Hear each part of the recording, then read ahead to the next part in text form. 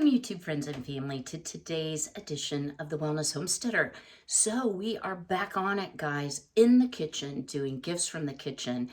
And as my son would say, we're going to be making some weird things today. He likes weird food, is what he calls it. So today, once again, I am going to be using the Ball Complete Book of Home Preserving. I will say, if you do not wish to can this, you can refrigerate it. It is very high in its acid content and also has sugar, so it should keep in the refrigerator as long as any mustard will keep. So this is actually going to be cranberry mustard. So this is going to make, okay, take this with a grain of salt, y'all, 7 4-ounce jars. So that means it might make 4, it might make 12. I don't know what's up with Ball here. So the first thing that we're going to do is turn on the light. And I am going to turn on the burner. What I have here is my enamel coated cast iron, so I have a nice heavy pan. And I am going to put into the pan 1 cup of El Cheapo Great Value Fine Red Wine Vinegar. And what we want to do is bring that 1 cup up to a boil. And then to that, we are going to, once we get it to a boil, we are going to remove it from the heat, and we are going to add 2/3 cup of yellow mustard seeds. Now, this is what they look like. I have yellow and brown. I make my own mustard. It's like a spicy brown or greeny mustard. But I just thought it's cranberry season. Cranberries were on sale last week, for the holiday. So I'm going to try this cranberry mustard. I am going to be using my Ball Fresh Tech water bath electric canner today versus the Presto Precise digital electric water bath / pressure canner. Oh my word, the names of these things. The reason I want to use this today is because it will hold more jars. I definitely do like my Presto Precise. I would not change it for pressure canning. The capacity is fairly small. That usually serves me okay. But since we're going to be making small jars, I'm going to be using the 4-ounce jars. I haven't washed them yet. Walmart does have them right now, my Walmart. And I'm sure you can get it, at walmart.com. Y'all, I don't know if it's even working. I got myself a lapel mic because even I can tell my audio is not really good on a lot of my videos. So I thought I would just go ahead and spend the money and get myself a lapel mic. I also want to say a special hello to my chicken mama friend, Joanne, because now we're twinsies, and it says, let's be honest, I was crazy before I had chickens. And she actually sent me a picture of it, and I'm like, I so need that. Because I don't have any long sleeve chicken shirts. And while we're waiting for this to come to a boil, so I can show you what the mustard looks like, the seeds look like, etc., let me just tell you what Miss Jolene did. So I still have the ginormous hole in my fence, and my neighbors have been wonderful. I cannot say enough good about them. They've paid now for the tree removal, and I said, let's just worry about payment as I accrue any kind of charges. Well, Miss Jolene, who has always been the Houdini of the coop, and Fancy Ray, she can also be a little bit Houdini, but Jolene is like the queen of getting out. Somehow, they like to scratch and they like to dig. She dug a little spot, and she must have done the, when you go under oh my gosh, what is that called? Well, you know what I mean, when you go under a pole backwards like this. Okay, anyway, she got out. And I was gone yesterday from about noon to about 4 o'clock. So I go to give the girls their treats and put them in their little coop. No Jolene. And I thought, she's probably in the laying box. Not in the laying box. Guys, I panicked. I was running around the backyard because there are certain areas of the backyard I can't see, behind the wood chips, behind the shed. And I realized there's also an area that they did not backfill with dirt. I'll have to take care of that. Not very happy about that. That she could have gotten under the fence, but she probably just went through the big gaping hole that's like 4 foot wide, right? So I'm positive that I'm going to find her smashed flat as a pancake on the road. I go around front, I look up and down the road, I'm calling her. And I had already fed the girls their treats, and I shake it in a Solo cup, so it makes a little rattle noise. And I'm like, she's always the first to the chow line, and I could tell the chickens were acting a little odd, so they definitely felt her absence because she's kind of bossy, just saying. So anyway, I go all the way around the house, and she's at the next door neighbor's just chillaxing. The second she saw me, it was so cute, y'all. She ran as fast and as hard as she could to me. And chickens will squat when they get afraid. They'll squat down so you can just scoop them up. So if they want to be picked up, they'll come over and squat. She runs over to my leg, squats down. I pick her up. She was scared. She was cold. She did not enjoy her adventure as much as she thought she would. And when I put her back in the coop with her sister, she was like, I'm so happy to see my peeps, you know. But she was very thirsty and very hungry, which, hello, can you not free range? I don't know. She just wanted her chicken bites, you know. She just didn't, was not having a very good time. I think she got out and couldn't figure out how to get back in. So I've been outside maybe 27 times this morning, and it's like 9 o'clock. Just checking. I've blocked the hole with wood. Oh, guys, whoever knew that chickens could be so mischievous? I thought Hanky Panky Frankie was bad, but because I had gone out the front door to look out front, I had to carry her through the house, and she was like, bok, bok, bok, bok. She's looking all around like, what is this? How come you've never brought me in here before, Mom? So anyway, the adventures of Jolene. So we've got our vinegar coming to a nice, you do want a nice rolling boil. Ooh, it smells like a big old pickle factory. So let me just measure out the seed, and I'll show you what that looks like. Just a touch more. All right. Off the heat we go. Y'all know I can't have everything out. That would be too easy. Okay, so it just says cover and let stand at room temperature for 1 hour. So that's what we're going to do here. And let's see. Is that 60 hours? No, 60 minutes. Okay, we got it. So I'm going to let this hang out. In the meantime, I'm going to go ahead and wash all of my jars in warm soapy water, my lids and rings as well. I'll get my canning station set up, and we'll get to making some, what I think is going to be really, really good weird food, some cranberry mustard on page 273 in the Ball Complete Book of Home Preserving. Stay tuned. An hour has elapsed, so now we're over here at the food processor. Let me bring you just a little bit closer. And we're going to begin building the sauce in the food processor, transfer it back to the stove, and we'll actually be cooking it a little bit. And y'all, I'm not sure if this is working because I kind of didn't read the directions. So I went back and read the directions. So now I think it's working. I'm trying, y'all. All right, so into a food processor, our beautiful, oops, pardon me, mustard liquid looks like this. So pretty much all of that vinegar has absorbed into the seeds, or the seeds have absorbed the vinegar, depending on how you want to look at it.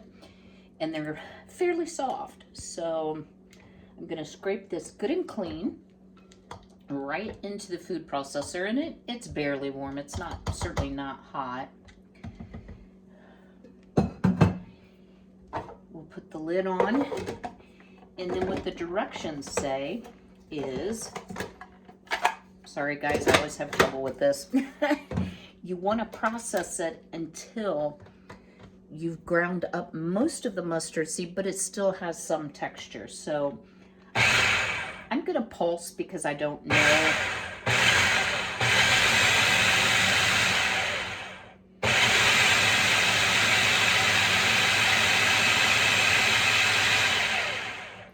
Now, it's softened up a little bit, and following our directions here, it says you want to add your water, which is 1 cup of water and a tablespoon of Worcestershire.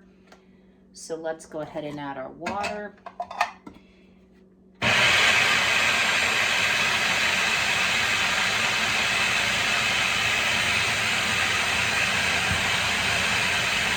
And Worcestershire.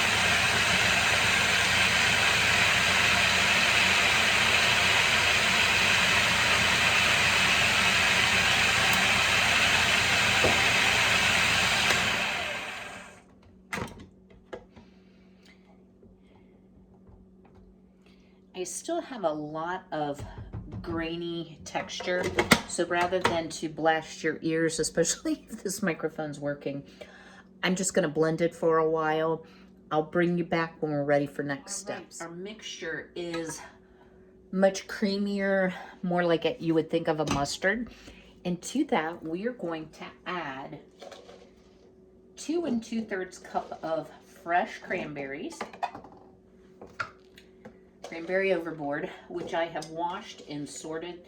You want to remove any like unripened, or if you've got mushy ones, definitely take those out. Just sort them well. That one I missed. Was a little mushy. This one's a little unripe. So what we're going to be doing is chopping this up, sort of like a salsa would be. This is kind of like a cranberry mustard sauce or salsa. So we're going to process this, and let me grab the directions so I can tell you exactly what it says. It says process until blended. Add cranberries and blend until chopped. And then we're going to go back in the saucepan, and I'll meet you over at the stove. How pretty is our cranberry mustard sauce? Y'all, I think it's beautiful. I will tell you, I tasted it. Woo, it's tangy. So let's fix that. What we're going to do is we're going to bring this to a boil, stirring constantly. And then we're going to reduce the heat once we get it boiling to a medium, and we're going to cook it for 5 minutes. Then we're going to be adding some additional ingredients. So those ingredients will be 3/4 cup of granulated sugar, 1/4 cup of dry mustard. So you want the yellow ground mustard. I usually buy the organic, Great Value. And guys, the price is right on that.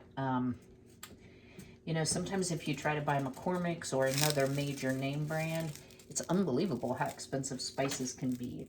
And then to that, we're going to add 2½ teaspoons of ground allspice. So you may hear some popping noises. That is just a little bit of water on the bottom of my pot. So since I watch pot never boils, let me boil this for 5 minutes. I will bring you back. We'll add our final ingredients, and then we're going to cook it over low heat, stirring frequently until the volume reduces about 1/3. So, you know, cranberries do have water in them, and we want to kind of concentrate those flavors, give that sugar a chance to, you know, really melt and make a beautiful product. But I think this is pretty. It certainly should meet my son's definition of weird food, and that's what we're going for. Stay tuned. I will bring you back when we are at the proper time to add our additional ingredients. 15 minutes, I'm sorry, our 5 minutes have elapsed. And what I can tell you all is you do need to really watch this and regulate your heat so that you don't end up scorching your product.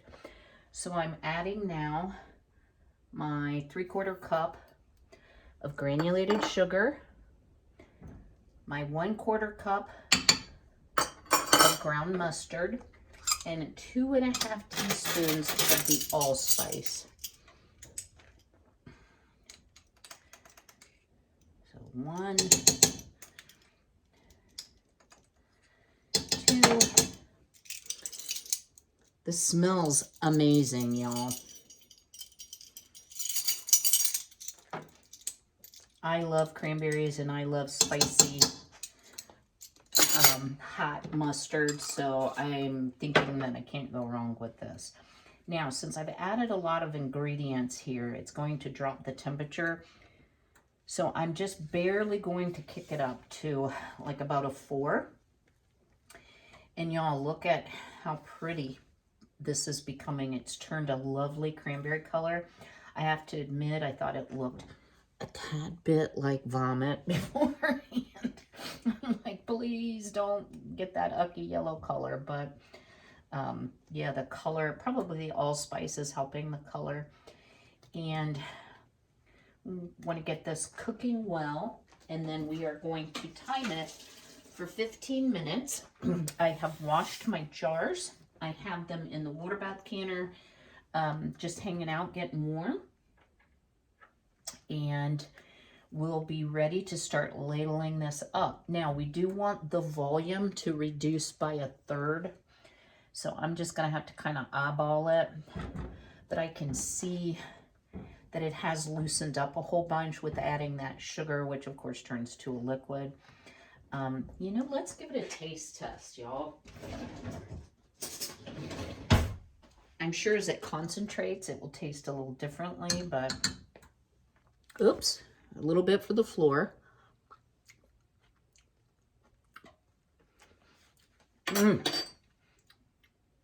Y'all, totally worth it. Totally worth all of the different additives and such. Really, really has the tang of the cranberry, but a brightness with the cranberry, a little bit of back note of sweetness. Honestly, y'all, if you don't like savory, you might want to add a little bit more sugar. And particularly if you're going to be using it like to glaze ham, I can see this totally as a ham glaze, or just eat it with a spoon out of the jar. Allspice adds a nice warmness to it. This is some good stuff, y'all. You're going to want to make it. All right, I will bring you back once we have cooked for 15 minutes and are ready to jar up. I wanted to share with you kind of what the mixture looks like when it's boiling gently. I'm hoping you can see the little bit of bubbles and the water escaping. We have decreased our volume, I would not say by 1/3, and we're at less than 2 minutes. So I'm actually going to cook this down just a little bit more. It took me a few tries, y'all, to get the temperature. Oh, not there. Exactly right. Everyone's stove is different on a low to high, which is like 0 to, or like 1 to 9 or whatever. I'm at about a 4, and that seems to be giving me the best cooking. I have been stirring it frequently. We've probably gone down maybe 1/2 inch is all, so certainly not by 1/3. So you just have to be willing to, you know, keep a close eye on it. I did taste it again, and the longer it cooks, the more melded the flavors are, the less mustard grain forward it seemed, and it's just creating a lovely sauce that's going to be perfect for pork, for ham, for turkey sandwiches, for whatever you would like to use it for.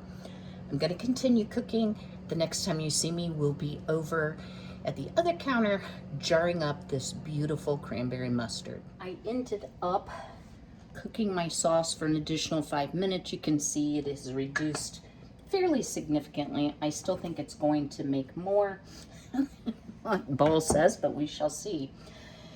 So, I am using, and these are hot 4-ounce jars. You could certainly use larger jars, but I think these are so neat for gifting. What we're looking for here is not that. So we want about 1/4 inch of space. So let me take out the excess here. And y'all, I can tell you, this is gonna make a lot. So we're looking for 1/4 of an inch from the rim. And I am going to debubble because this is thick. And sometimes when you debubble, you can add a little more. Sometimes it's more practical, I think, on these small jars to just use a spoon rather than a ladle. Might save you a lot of undipping and re-dipping. All right, cleaning my rims here with vinegar. A washed and soaked lid and ring. And y'all, that is hot, hot, hot. So I'm going to continue filling jars. Very simple process, just as you always do for canning. I don't think there's anything terribly complex about it. It is water bath for 10 minutes if you're at 1,000 feet or below. If you are above, then of course you want to adjust accordingly. I guess I can't measure 1/4 inch headspace today. Where is my, okay, here it is. Y'all, I start out so organized. I don't know if you all are this way, but yeah, then I usually get like a little off kilter. So this is definitely going to require more jars than what the recipe says. I can just tell you that. But we'll keep filling and putting in the canner. I'll bring you back and let you know how much I got. All right, I ended up with 6 4-ounce jars and 2 hot Kym 8-ounce wide mouth jars. So if I would have done all tasting jars as the recipe calls for that says 6 to 7, I would have had 10. But in fairness, I did use a 1/4 cup extra of cranberries because I didn't want to have, like, you know, this many cranberries left over. So I'm going to let this come up to a full rolling boil. My jars are covered by more than 1 inch of water. We'll let them process for 15 minutes for my altitude, and I'll bring you back when I have them out of the canner because we're going to work on project 2. Stay tuned. All of our jars are out of the canner. They've sealed. Y'all, I apologize. We're having a bit of inclement weather wind advisory thingy going on. I just went out and told the girls to get in their little coop. They're a little bit scared when it's that windy. But anyway, they do listen to their mom most of the time, except Jolene. She likes to visit the neighbors. We're going to make a second thing today, and this is not a canning recipe. You could can it. The reason that I'm not going to can it is it's unnecessary to can it. It's going to be gifted promptly. And I am going to be using from Pfeiffer Orchard my raw local honey. So I want to be able to get the benefit from the honey. Y'all, this is so easy. Have you heard of hot honey? Because we're going to make some hot honey. And this came from casualfoodist.com. So simple. So I'm going to give you 1 cup recipe. You can certainly double, triple, quadruple, whatever you'd like.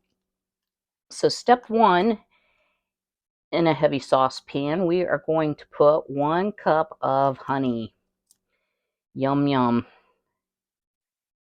So this is going to be a sweet and spicy sauce that would be so good on fried chicken, on wings.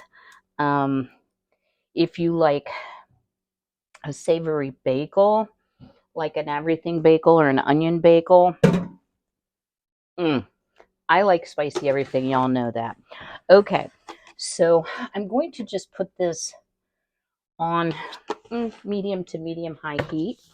Into our cup of honey, I'm going to add 1 tablespoon of apple cider vinegar.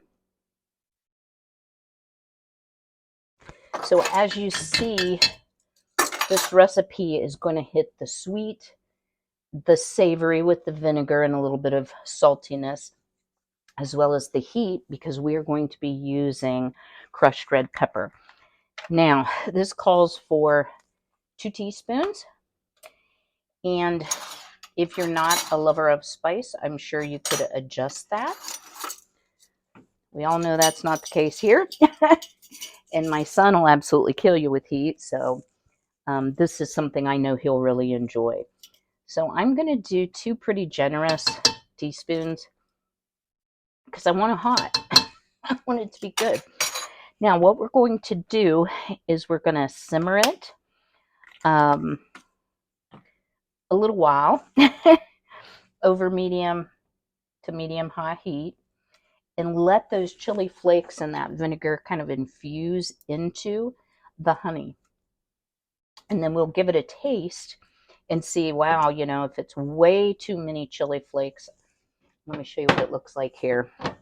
I might add some more honey. I think this is really a 2-taste thing. And then we're simply going to package it, if the house doesn't blow down, in these 4-ounce tasting jars. Y'all, my,